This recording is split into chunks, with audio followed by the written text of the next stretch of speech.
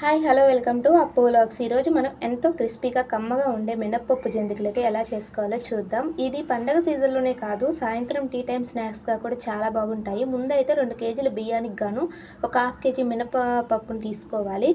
అలాగే మేము ఇక్కడ మినప్పప్పుతో పాటు కొద్దిగా పచ్చిశనగపప్పు కూడా కలిపి దోరగా వేయించి పిండి పట్టించాం. ఇలా రెండు కలపడం వల్ల జంతికలు మరింత రుచిగా వస్తాయి.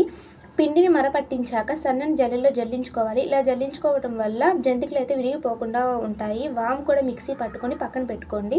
మినప్పప్పు వేయించి పట్టించడం వల్ల పిండి ఎంత కమ్మని వాసన వచ్చిందో పిండి కలిపేటప్పుడు.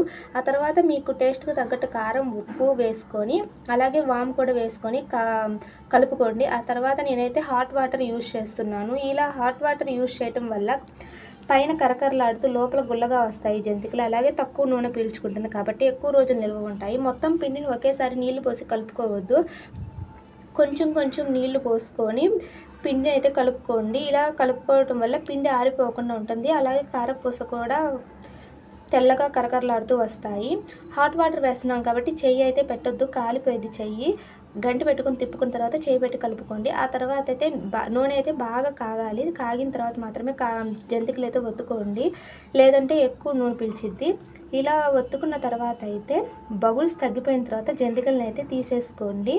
అలాగే జంతికలు ఒత్తుకునే గద్దెలకు మాత్రం ఆయిల్ అప్లై చేసి పిండి పెట్టుకోవటం వల్ల పిండి అంటుకోకుండా ఉంటుంది. అంతే, ఎంతో సింపుల్ అండ్ టేస్టీగా కమ్మనైన జంతికలు, మినప జంతికలు రెడీ.